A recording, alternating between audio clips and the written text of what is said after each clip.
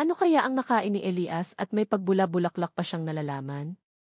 Pero in fairness ha, kinilig ako ng very light sa pabulaklak niyang ito. Hindi ko inaasahan. Kagaya ng naging plano namin, umuwi na nga kami ng kondo. Siya na din ang nagbitbit ng mga pinamili niya para sa akin pagkagaling sa parking. Bahala siya, ginusto niya iyan kaya panindigan niya.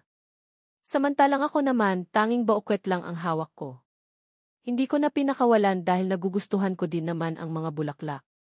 Plano kong ilagay sa flower vase mamaya at gawin display sa salas ng kondo. Ilagay mo na lang iyan dyan. Ako na ang bahalang magpasok mamaya sa kwarto ko. Utos ko pa nga sa kanya pagkapasok namin dito as loob ng kondo. May mga babalikan pa siya sa kotse na. Mga pinamili niya. Wala talaga kasi akong balak na tulungan siya. May restaurant sa ibaba. Nagugutom na ako. Kain na muna tayo, seryoso niyang bigkas. Wala sa sariling napatingin ako sa orasan at hindi ko mapigilan ang makaramdam ng kaunting guilt nang mapansin ko na halos 2:00 na pala na hapon. Hindi pa pala kami nakakain ng lunch. Bakit kasi ngayon mo lang pinaalala? Dapat kumain na tayo doon sa mall bago tayo umuwi, kunwari na irita kong sagot. Kasalanan ko na naman. Hindi ba pwedeng nakalimutan ko din, seryosong sagot niya. Hindi ko naman mapigilan ang mapasimangot. Okay fine. Kain muna tayo. Gutom na din ako sagot ko din naman kaagad. Bitbit ang baukwet na bigay niya muli akong naglakad palabas ng kondo unit. Tahimik naman siyang kaagad na sumunod sa akin. Mabuti na lang talaga at may restaurant sa katapat na kalsada ng condo building na ito. Hindi na namin kailangan pang bumiyahe para makakain. Kaya lang mukhang may nakakilala yata kay Elias. Pagpasok pa lang kasi namin dito iloob, napansin ko ang malagkit na titig na pinapakawala ng 2 babae na nasa katapat lang din ng mesa namin. Gutom ka na ba talaga? Take out na lang natin ang food, seryosong wika ko sa kanya. Hindi na ako makatiis Kahit naman wala ng future ang pagsasama naming ito ni Elias, hindi pa rin naman siguro ako ready na makita na may ibang babaeng lalandi sa kanya. Bakit, hindi mo ba gusto ang ambience ng paligid? Gusto mo bang lumipat tayo sa ibang resto? Nagtatakang tanong niya sa akin. Hindi naman sa ganoon. Kaya lang, binitin ko talaga ang sasabihin ko dahil napansin ko ang pagtayo ng babae sa kabilang table at naglakad palapit sa amin. Dolph Elias Lai. Sabi ko na nga ba ikaw iyan nakangiting wika ng babae pagkalapit niya sa amin. Hindi ko tuloy mapigilan ang pasadahan ito ng tingin. Parang Rebecca din ang purmahan niya. Sexy at halos maghubad na. Who are you, miss? Sagot din naman kaagad ni Elias. Baka sa boses nito ang pagtataka, kaya hindi ko mapigilan ang mapataas ng kilay. 2 lang ang ibig sabihin ng naging reaksyon ni Elias.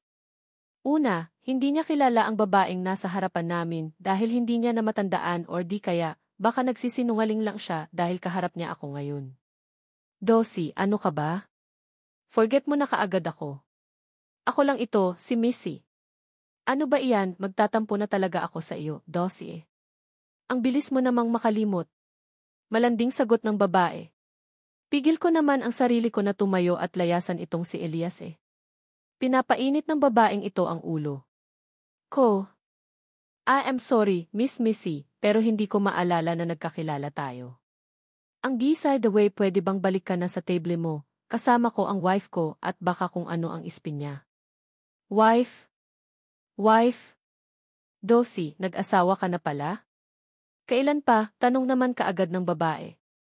Kitang-kita ko ang pagkagulat sa mukha nito habang titig na titig sa akin. Naiinis naman akong dinampot ang baso na mailamang tubig. Iyon nga lang, bago ko naiangat iyon, naging maagap na si Elias. Nahawakan niya na ako sa aking kamay. Asawa niya ako. May problema ba? Seryosong tanong ko sa babae. Napansin kong natigilan naman ito sabay sunod-sunod na umiling. Naku, sorry. Sorry, Mrs. Na nakaisturbo yata ako sa inyo. Pasensya na talaga, hilaw ang ngiti sa labi na sagot nito at walang lingon likod na naglakad pabalik sa kanyang table. Malandi, mahingkong bulong.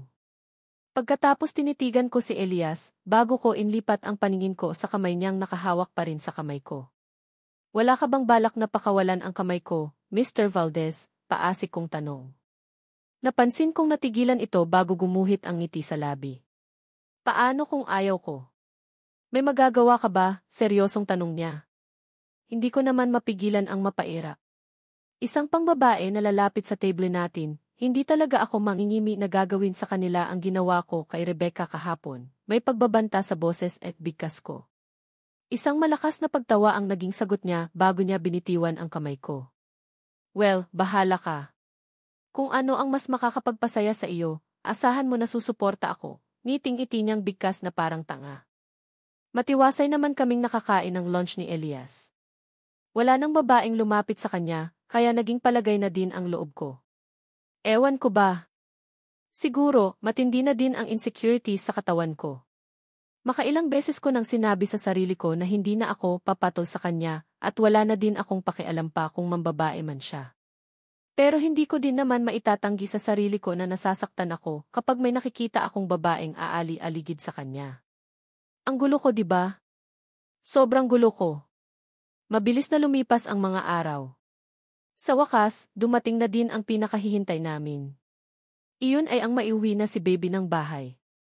Nagpasya na din kaming dalawa ni Elias na umuwi na sa bahay niya. Mas magiging komportable kasi kami ni baby doon kumpara dito sa kondo niya. Lalo na at kailangan ko din talagang paarawan si baby sa araw-araw. Mas nakikita ko ang pagiging maalaga ni Elias. Hindi din pumapaltos ang mga araw na hindi niya ako nabibigyan ng mga bulaklak. Palaging white bouquet ng white roses at ako na nga lang minsan nang hihinayang lalo na at ilang araw lang naman ang tinatagal ng nasabing mga bulaklak at nalalanta din naman. Kaya lang, kahit nasawayin ko siya, ayaw niya din naman paawat. Simula din nang bumalik kami ng bahay, bumalik na din siya sa trabaho niya sa hospital. Hindi kasi siya pwedeng mag-leave ng matagal lalo na at kailangan talaga ang presensya niya doon. Mabilis na lumipas ang 5 buwan simula noong pagkapanganak ko. Kasalukuyan akong nandito sa garden at pinapaarawan si Baby Elizabeth nang bigla akong lapitan ng kasambahay na si Arya. May bitbit siyang isang maliit na box at isang bugkos na bulaklak. Sa pagkakataon na ito, hindi na white roses kundi pulang bulaklak na. Ma'am, para po sa inyo, ngiting-ngiti pa nitong wika. Hindi ko naman mapigilan ang pagguhit ng ngiti sa labi ko. Himala, nagbago yata ng kulay ng bulaklak si Elias ngayon. Mukha na nanawa na din yata siya sa puting bulakalak at pula na naman ang atake niya ngayon. Pakiakyat na lang sa kwarto, Arya, nakangiti kong wika dito. Kaagad naman siyang tumalima. Iyon nga lang, kakatalikod lang ni Arya sa akin nang marinig ko ang pagtunog na aking cellphone. Dali-dali kong sinagot iyon nang mapansin ko na si Elias ang tumatawag. Yes, kaagad na sagot ko. Kanina paglabas ko sa sarili kong silid, hindi ko na siya naabautan. Maaga daw kasi itong umalis para pumunta ng hospital. Ano kaya ang kailangan ng taong ito? Bakit ang aga niyang tumawag? Hi! Kumusta kayo ni baby? Masigla ang boses na tanong niya sa akin. Ayos naman. Nandito kami sa garden. Pinpapaarawan siya, kaagad ko din namang wika. Mabuti na larig talaga at kahit wala na kaming intimate na relasyon ni Elias, mas nagiging maayos ang pagsasama namin. Consistent din ang oras ng uwi niya. Maaga siyang pumapasok ng hospital at alas 5 ng hapon nandito na ulit siya sa bahay.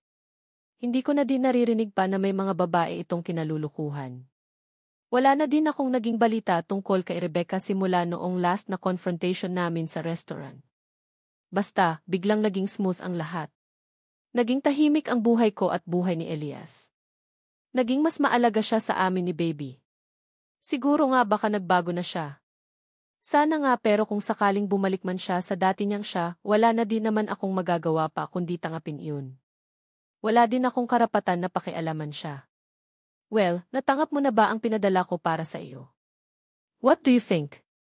Payag ka ba? Muli niyang sambit. Hindi ko tuloy maiwasan ang magataka. Anong padala? Mga red roses. Nakita ko na kanina pero hindi ko pa na-check. Baka mamaya kasi hawak ko si baby ngayon, seryosong sagot ko sa kanya. Hindi pa ba? Well, sige. Kung hindi pa, tatawag na lang ako ulit mamaya para makuha ko ang sagot mo. Bye for now, sweetheart, masigla ang boses na wika niya. Takang-taka naman akong napatingin na lang sa hawak kong cellphone. Ano ba ang nangyayari kay Elias? Bakit biglang naging weird habang tumatagal? Saka, ano ba ang meron sa red roses? May questions ba doon at kailangan niya daw ng kasagutan mula sa akin? Ang labo ng Elias na iyon pero bahala na.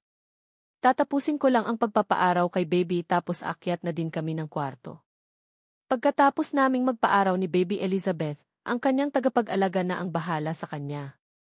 Mayaya ang anak namin ni Elias na magbabantay 24 oras. Gusto ko lang talaga na every morning ako ang magpapaaraw sa kanya. Bonding na din naming mag-ina iyon habang baby pa siya. Ako kaya ko naman sanang alagaan si baby na ako lang. Kaya lang hindi maaari. Naiipit kasi ako sa sitwasyon ng pagiging ina ko at pagiging doktor ko. Next month, nakatakda akong bumalik sa pangagagamot. Yes, wala akong planong tuluyang talikuran ang profesyon na ilang taon ko ding pinaghirapan. Pangarap kong maging doktor simula noong bata pa ako, kaya naman hindi ko basta-basta matatalikuran ang propesyon kong ito porket kaya naman ibigay ni Elias ang lahat sa amin ng anak ko. Pagkatapos kong ipagkatiwala ang anak ko sa yaya on duty nito, mabilis na din akong pumasok sa loob ng aking kwarto. Pagkapasok ko pa lang, umagaw na sa paningin ko ang mga bulaklak na galing kay Elias. Nakalapag iyon sa ibabaw ng kama kasama ang maliit na pulang box. Dali-dali kong dinampot iyon at titigan. Ang pabigay-bigay ng bulaklak ni Elias sa akin ay paraan yata ng panliligaw niya. Sweetheart ang endearment niya sa akin at tinatawag niya ako sa ganoong paraan kahit nakaharap namin ang mga pinsan at mommy niya at kahit na ang ibang tao. Minsan, naisip ko na deserve niya din naman siguro bigyan ng second chance. Tutal naman, sa aming dalawa na lang naman ni baby Elizabeth, umiikot ang mundo niya simula noon nanganak ako. Hindi na din naman siya ng bababae. Feeling ko nga, baka nagbago na talaga siya eh. Hinanap ko ang nakakabit na note sa nasabing baukwet at binasa iyon. Hindi ko pa nga maiwasan na magulat nang mabasa ko ang nakasulat. Seriously? Nababaliw na ba ang Elias na ito? Bakit ganito siya mag-propose? Mahina kong bigkas habang sinisipat ko ng tingin ang mga kataga na nakasulat sa maliit na card. Will why he give the wife? I want to wake up next to you every day. Marry me, Amery Hearty. Feeling ko biglang lumakas ang kabog ng dibdib ko.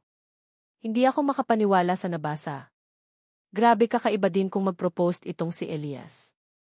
Dinadaan sa note at pabulaklak.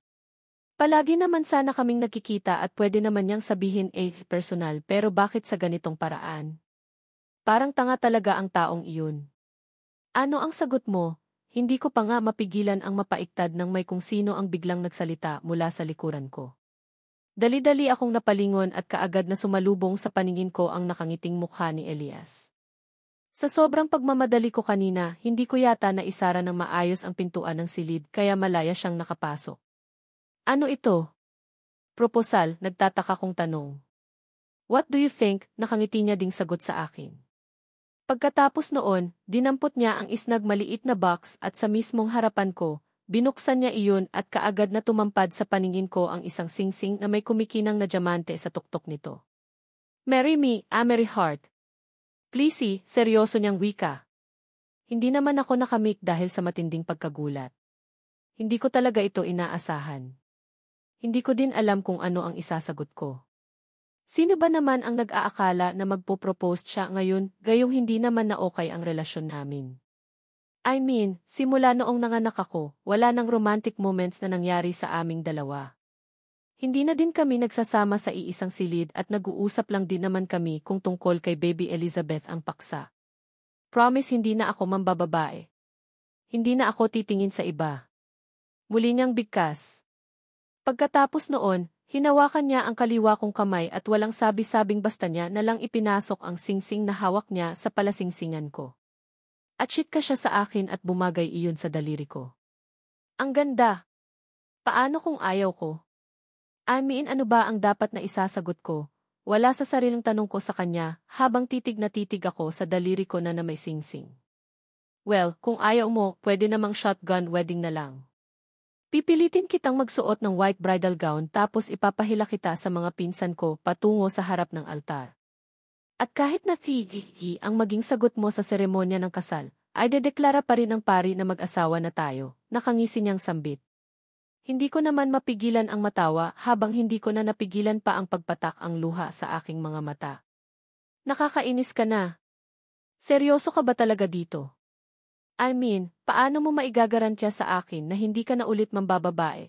Pigil ko ang paghikbi ko na tanong ko sa kanya. Trust me. Hindi na ako mambababae pa dahil nitong mga nakaraang buwan, na-realized ko na sayang ang semilya ko. Maganda ang lahi ko at gusto ko pang makabuo pa tayo ng maraming kagaya ni Elizabeth, nakangiti niyang sagot. Kahit hilam ang luha sa aking mga mata, hindi ko naman mapigilan ang matawa. Hindi ko tuloy mapigilan ang mapaisip. Si Elias ba talaga ang kaharap ko? Ang laki na din kasi ang ipinagbago ng ugali niya eh. Natuto na din siyang magbiro ha? So, paano ba iyan? Is it yes na ba? Masuyo niyang tanong sa akin. Siya na din ang nagpunas ng luha mula sa aking mga mata. Isang pilyang ngiti naman ang gumuhit sa labi ko habang hindi ko inaalis ang pagkakatip sa kanyang mga mata. Yes. Magpapakipot pa ba ako? Nakuha mo na ang lahat sa akin kaya yes na lang, sagot ko din naman kaagad sa kanya. Isang malakas na pagtawa ang naging sagot niya sa akin bago niya ako mahigpit na niyakap. Ha ha ha. Bakit ganyan ka kung makasagot? Feeling ko napipilitan ka lang eh, natatawang reklamo ni Elias sa akin habang nakayakap pa rin siya sa akin. Hindi ko na din mapigilan pa ang matawa at kaagad na napakalas mula sa pagkakayakap niya. Pagkatapos noon masuyo ko siyang tinitigan sa kanyang mukha. Galit ako sa kanya dahil babaero siya pero sa akin naman siya palaging umuwi eh. Sa akin lang din naman yata siya nag-propose ng kasal. May anak na din naman kami kaya hindi din talaga pwede na basta ko na lang siyang pakawalan. Wala naman sigurong masama kung muli akong sumugal, di ba? Wala naman sigurong masama kung ibibigay ko sa kanya ang second chance na hinihiling niya. Mary, gusto ko ng maayos na sagot mula sa iyo please, muli siyang bigkas. Nagkunwari akong napasimangot. Ano ba ang inaasahan niyang maging sagot ko? Itong proposal niya din kakaiba eh.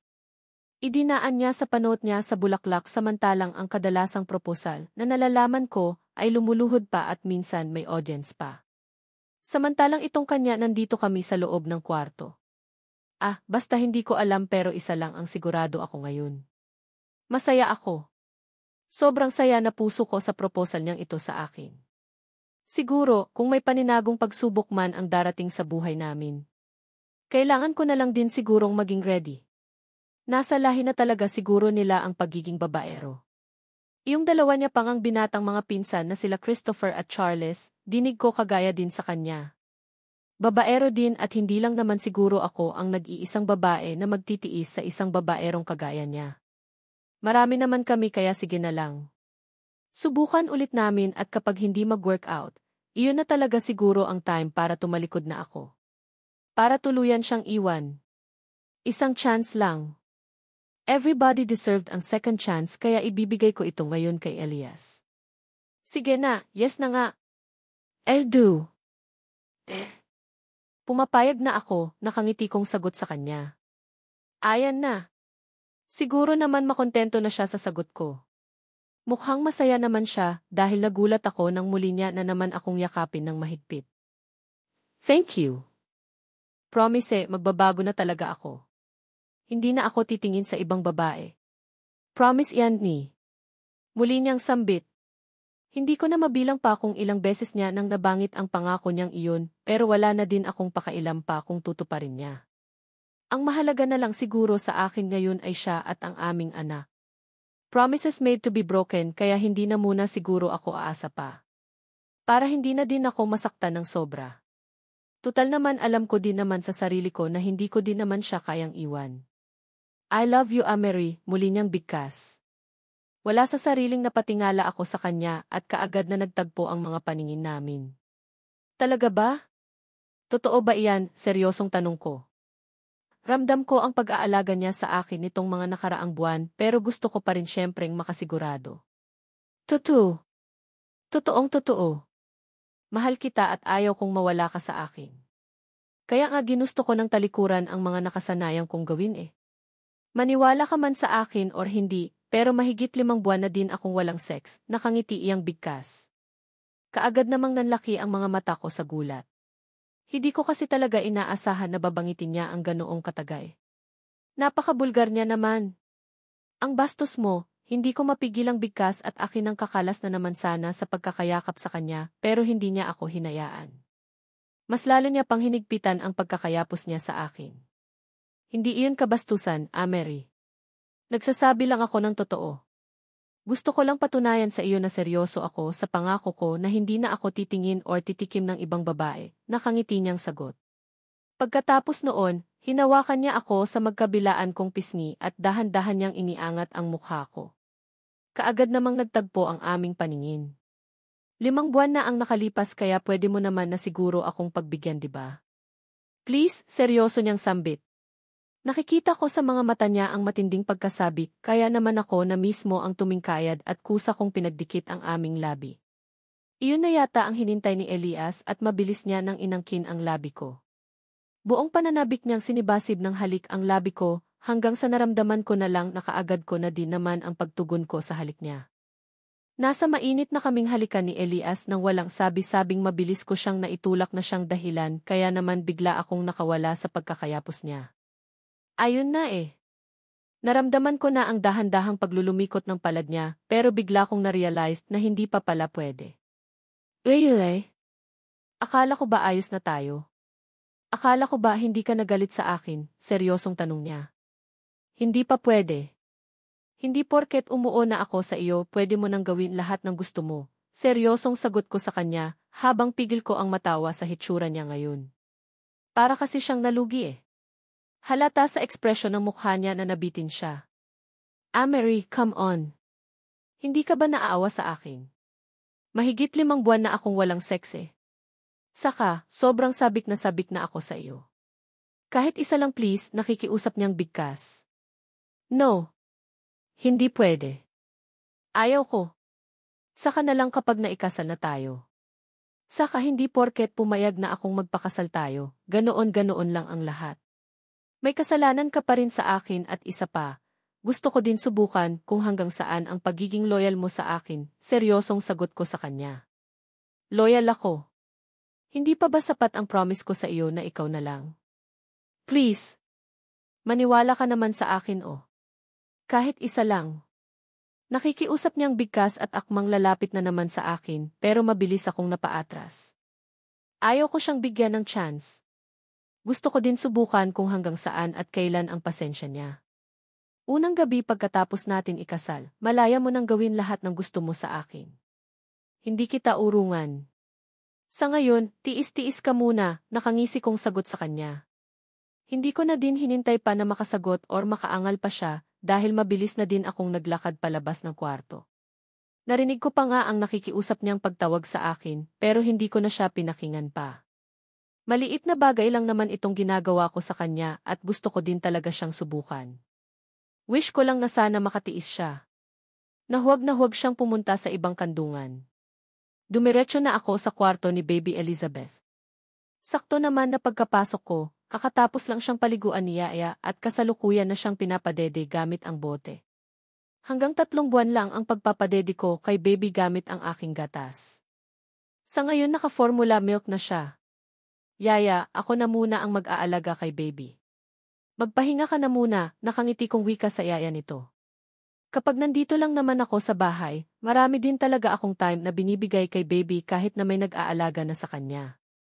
Gusto ko kasing sulitin ang mga time na hindi pa ako busy dahil kapag bumalik ako sa aking trabaho, tiyak akong kaunting oras na lang ang maibibigay ko sa kanya.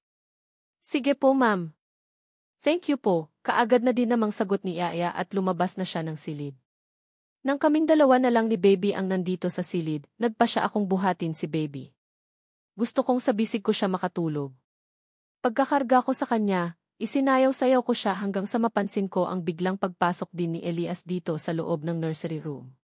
Hindi ko siya papansinin pero noong naramdaman ko ang bigla niyang pagyapos mula sa likuran ko, natigil ako sa paghihele kay Baby.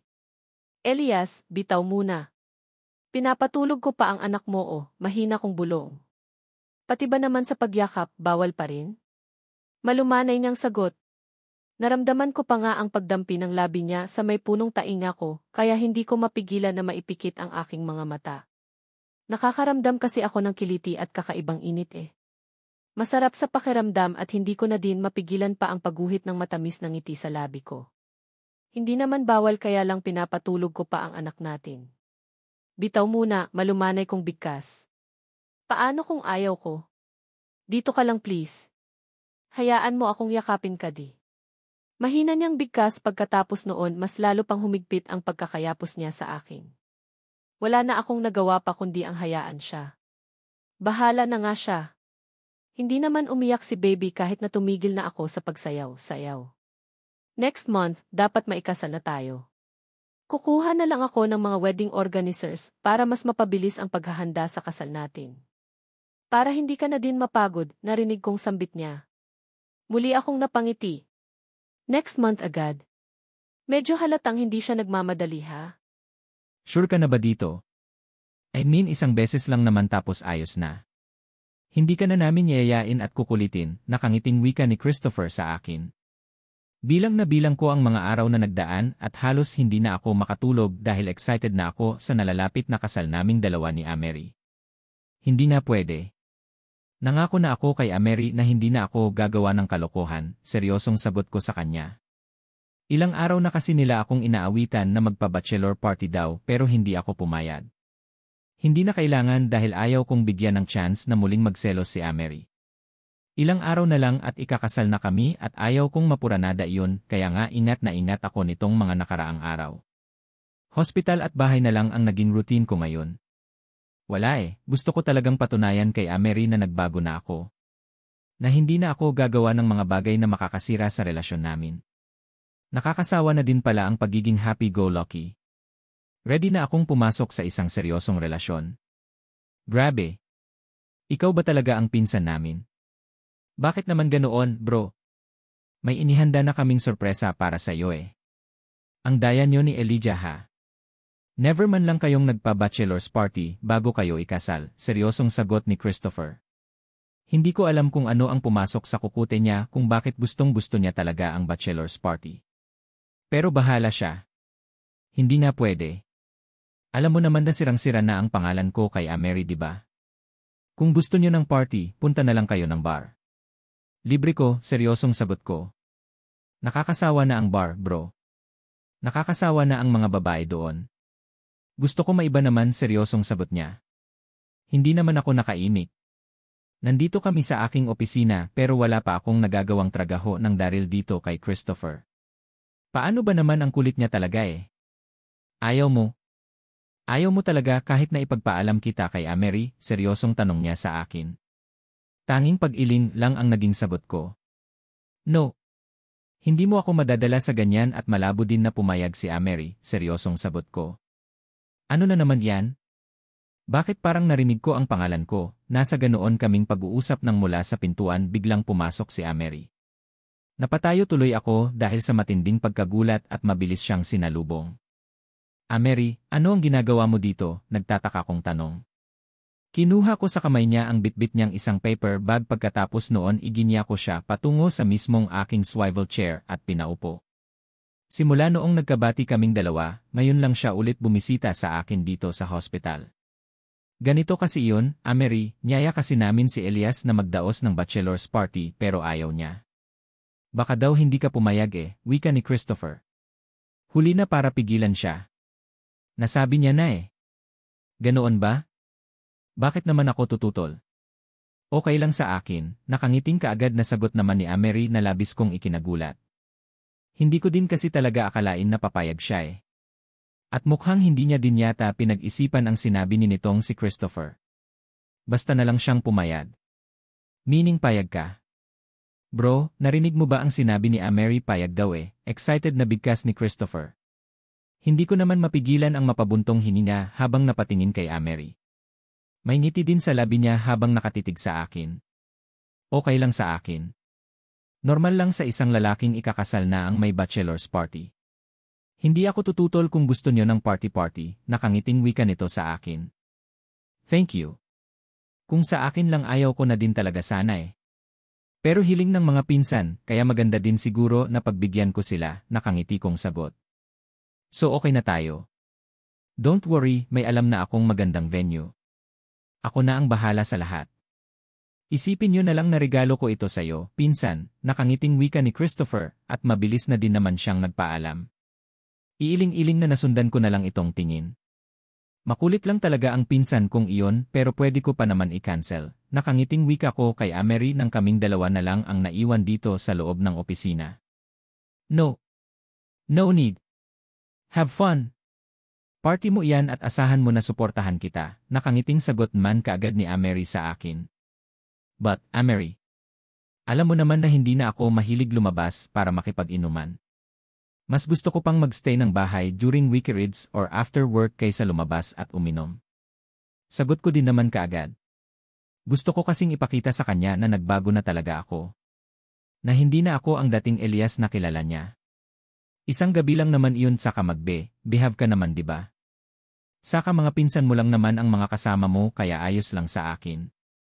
Don't worry, kapag kasal na tayo talagang hindi na kita papayagan pa na umattend sa mga ganyan kaya i-enjoy mo na. Nakangiting sagot ni Amery. Hindi na ako nakapagpigil pa. Hinawakan ko siya sa magkabilang pisngi at binigyan ng matamis na halik sa labi. Elias, dumaan lang pala ako para magpaalam sa'yo. Magkikita kami nila Jen at Charlotte, kasama na din si Veronica sa mall. Nakangiting wika niya pagkatapos kong pakawalan ang labi niya. Mula sa pagkakaupo mula sa swivel chair mabilis siyang tumayo at dinampot ang paper bag na dala niya. Dinalhan na din kita ng food para sa lunch mo, ako ang nagluto niyan. Hope you like it. Gustuhin ko mang magstay hanggang lunch kaya lang nandoon na daw si Jen muli niyang sambit. Okay lang. Enjoy your pasyal, sweetheart. Kapag matapos ako ng mas maaga, susundan din naman kita kaagad. Mag-enjoy ka lang, nakangiti kong sagot. Isang masayang ngiti ang kaagad na gumuhit sa labi niya bago siya naglakad patungo sa pintuan ng aking opisina. Okay, see you later, Elias. Tatawagan kita kapag nasa mall na ako, nakangiti niyang sambit bago niya ako tuluyang iniwan dito sa opisina. Pagkaalis ni Amery, punong-puno ang puso ko ng tuwa at muli kong itinuon ang buo urgently attention sa mga papeles na nasa harapan ko. Kailangan ko palang tapusin ito ng mas maaga para masundan siya sa mall. Hangat maari, gusto ko siyang makasama at makabonding palagi. Nakatutok ang mga mata ko sa mga papeles na nasa harapan ko nang marinig ko ang mahinang katok sa pintuan ng kwarto. Kunot-no akong nag-angat ng tingin bago ako nagsalita. Sir, pasensya na po sa abala pero may naghahanap po sa inyo. Wala po ang name niya sa appointment list pero urgent daw po kasi, kaagad na bigkas ng sekretary ko na si Mr. Alfonso. Yes, lalaki na ang kinuha kong sekretary para iwas tukso. Ayaw ko nang magkasala ulit. Ganoon ba? Okay, papasukin mo siya sa opisina. But, Mr. Alfonso, this is the last time ha? Ayaw ko nang maulit ito dahil alam mo naman ang daming dapat tapusin ng trabaho at hindi din talaga ako tumatanggap ng bisita na wala sa appointment list mo, seryoso kong bigkas. Yes sir. Pasensya na po talaga, sagot nito. Tumango lang ako at muling ibinalik ang buo kong atensyon sa mga papeles na binabasa ko. Naramdaman ko pa nga ang muling pagsara ng pintuan, kaya wala sa sariilang napangat ako ng tingin. Para lang magulat nang sumalubong sa paningin ko ang babaeng kilalang kilala ko. Walang iba kundi si Rebecca. Yes, siya nga. Si Rebecca at unang tingin ko palang alam kong may hindi magandang dala siyang balita sa akin. Elias Ing. Mahina niyang sambit. Napakura pa ako ng makailang ulit bago ako nakapagsalita. Ano ang kailangan mo? Seryosong tanong ko. Ilang buwan na kaming hindi nagkita at akala ko na nahimik na siya. Pero mukhang nagkamali ako. Ano ang ginagawa niya ngayon dito sa harapan ko? Sorry kung naisturbo kita pero hindi ko na talaga alam ang gagawin ko. Lily friends told me na dapat mo itong malaman, naiiyak niyang sambit. Natigilan naman ako. Ano ang ibig mong sabihin? Seryosong tanong ko sa kanya. Is it obvious? Elias, buntis ako. Nagbunga ang minsan na nangyari sa atin noon, seryoso niyang bigkas. Kahit naman kitang-kita ko sa postura niya na buntis siya, pero hindi ko pa rin maiwasan na magulat. Ano? Anong sabi mo? Seryosong tanong ko. Pakiramdam biglang lumaki ang ulo ko sa nalaman ko.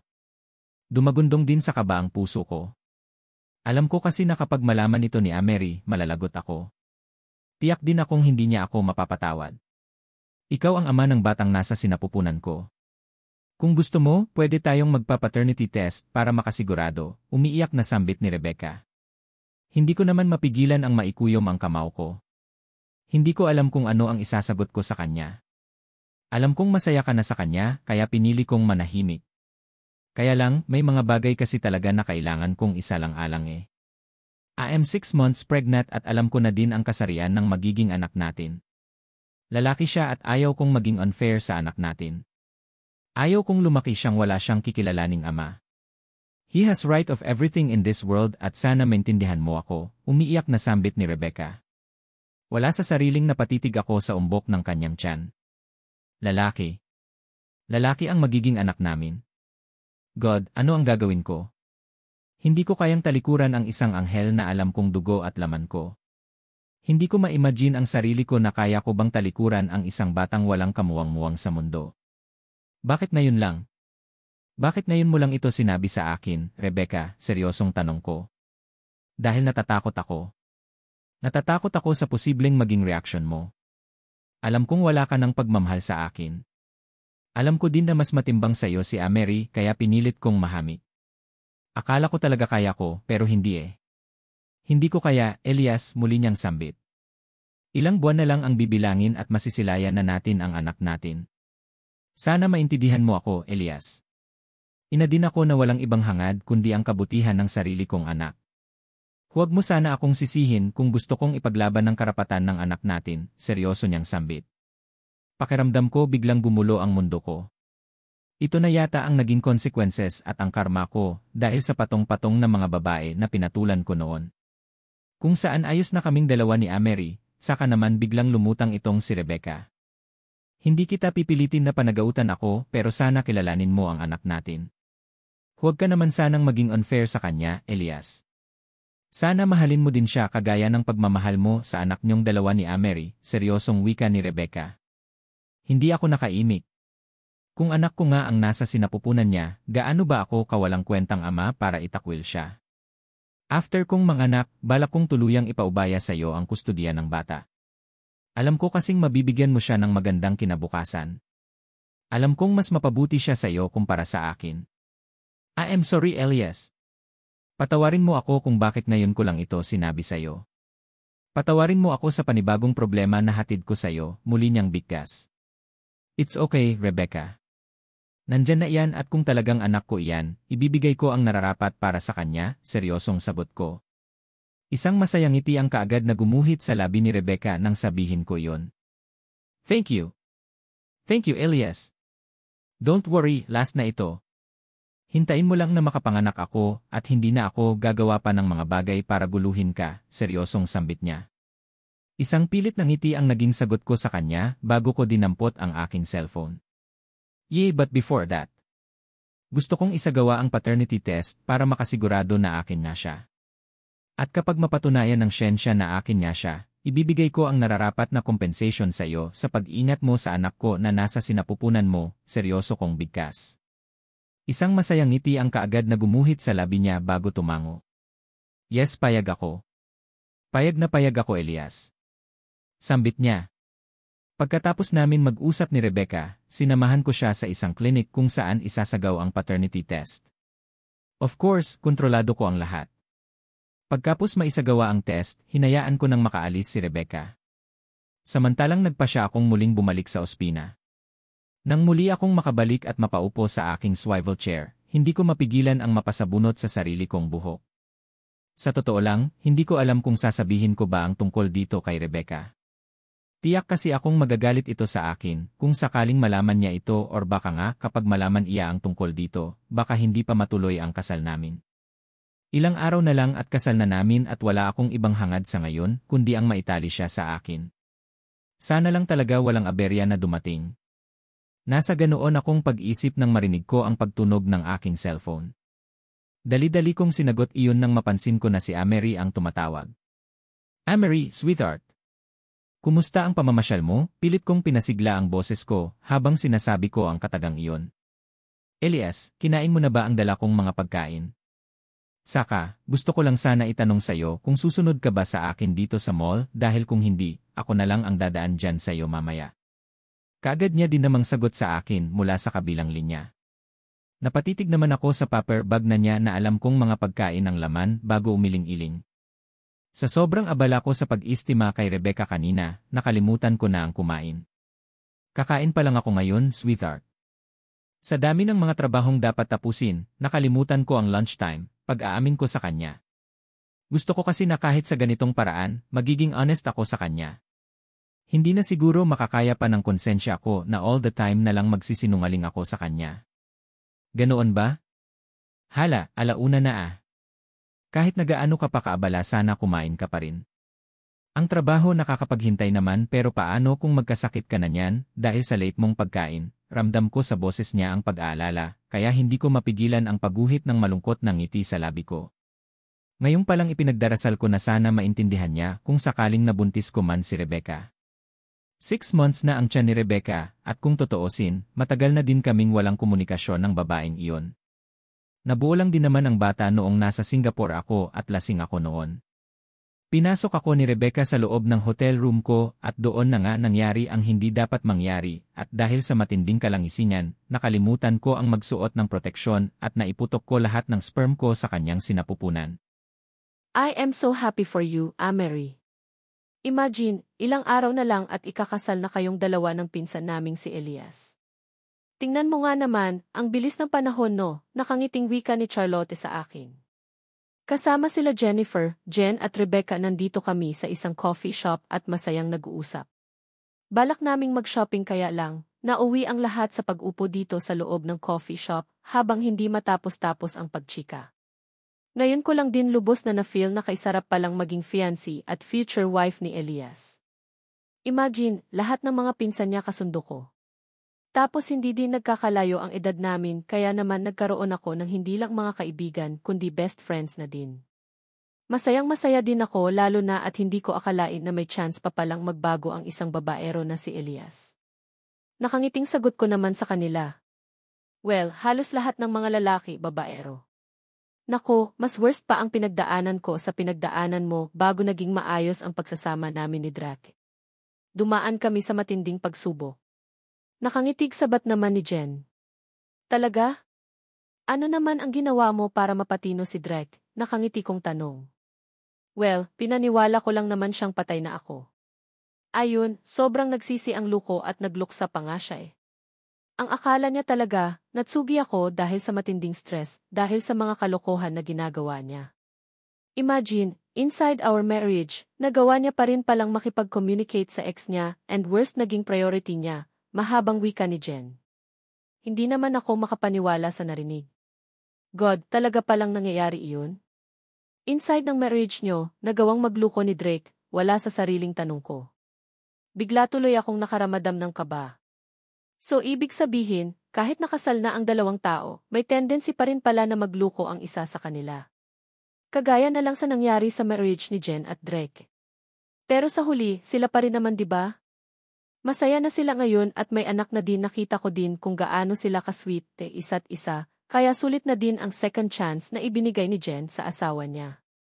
Hindi naman magkapareho ang love story ng bawat isa at nakita ko naman ang pagbabago ni Elias eh. Mas naging sweet na din siya sa akin, kaya feeling ko naman magiging mabuti at loyal siyang asawa sa akin. Yes, pero pinatawad ko na siya ng buo kahit na halos lumuha na ako ng dugo dahil sa matinding pighati noon. May sarili din siyang paliwanag kaya nangyari iyon at tinanggap ko na din na patawad ko na siya at inisip ko na lang na wala naman talagang perfect na relasyon eh, nakangiting sagot ni Jen sa akin. Muling gumuhit ang masayang ngiti sa labi ko bago tumango-tango. Congratulations, Jen. Hindi man naging buo ang pagkikwento mo pero masaya ako dahil nalagapasan niyo ni Drake ang pagsubok na iyon. Sana ganoon din kaming dalawa ni Elias, nakangiti kong bigkas. Well, nagbago naman na si Elias 'di ba? Ipagpalagay mo ang kalooban mo. Minsan, nasa isipan lang natin ang takot. Kapag may problema kayo, pag-usapan niyo. Hindi lang ang sarili natin ang dapat isipin, kundi pati na din ang mga anak natin, nakangiting sabat naman ni Veronica. Kagaya ni Jen, makikita sa mga mata nito na kontento at masaya ito sa piling ng asawa niyang si Rafael. Ang swerte nila at nalagpasan nila ang mga pagsubok sa relasyon nila. Yes, iyon na lang din ang iniisip ko, auntie, nakangiti kong sagot. Napansin ko naman ang pasimpleng pag-iwi ni Veronica na sinabayan ng tawanan nila. Charlotte, Jane at Jennifer. Auntie ka dyan. Matanda lang ako ng ilang taon sa inyo, kaya tigilan niyo ako, natatawa nitong bigkas. Joke lang. Alam ko naman iyon eh. Parang mas bata ka pang ang tingnan sa akin eh, natatawa kong sagot. Kaagad na ding natawa si Veronica. Totoo man kasi eh. Mas bata pang tingnan kumpara sa akin si Veronica.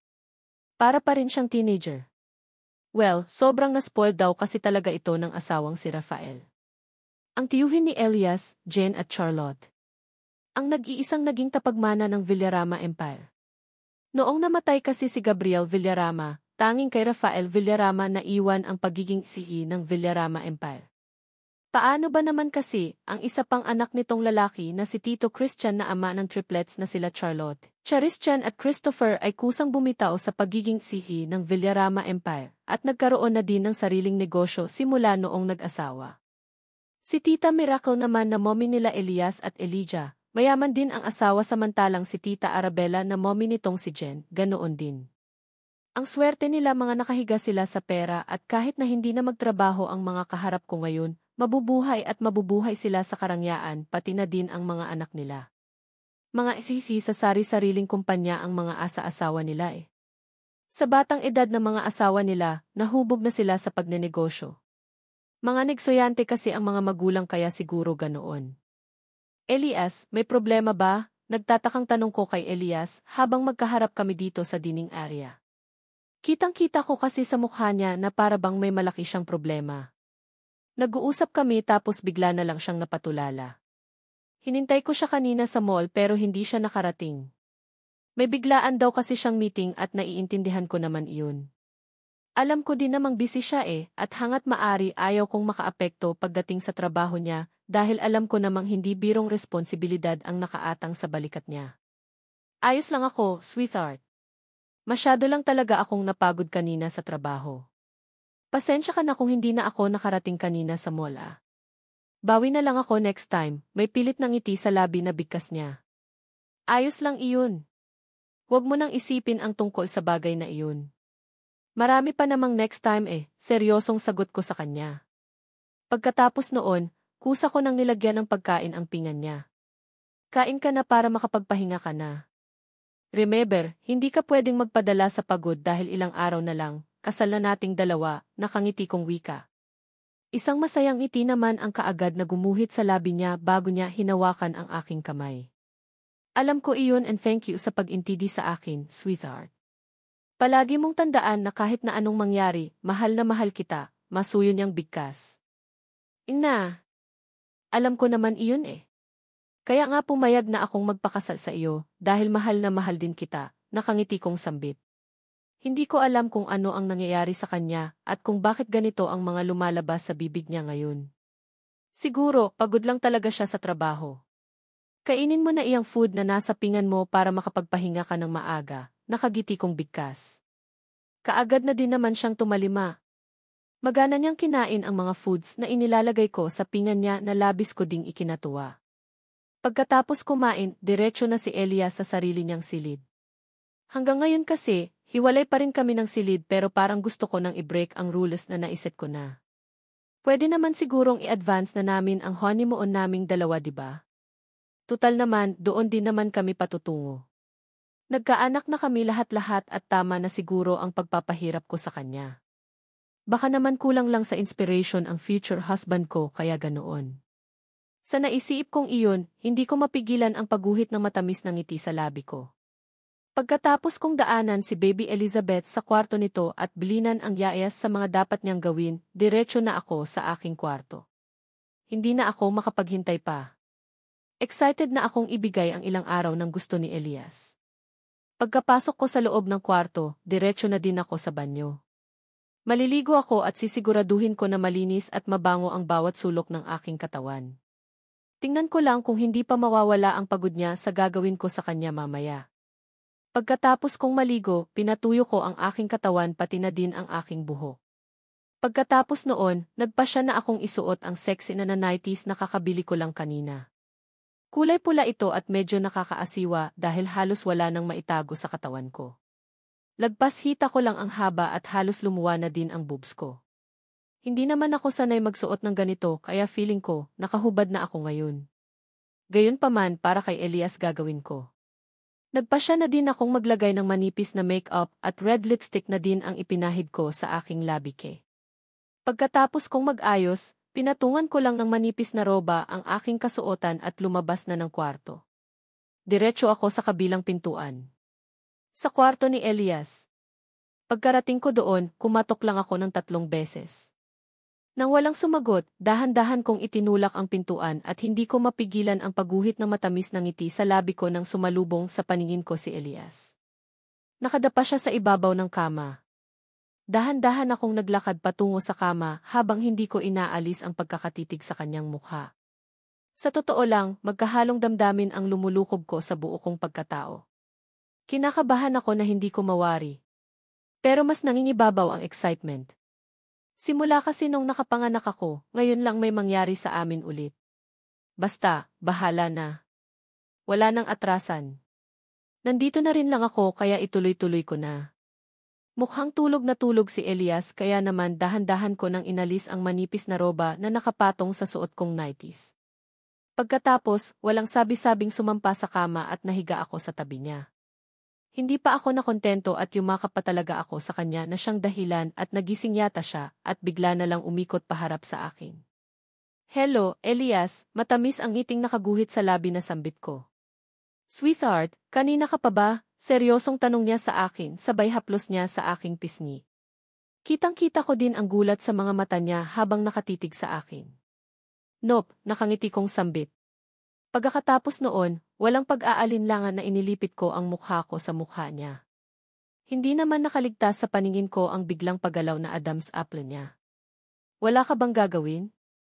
Magtitigan na lang ba tayo buong magdamag, malandi kong bigkas at hindi ko mapigilan ang mapasinghap nang bigla niya na lang akong hapitin palapit sa kanya. Nagdikit ang aming katawan kasabay ng pag-angkin niya sa labi ko.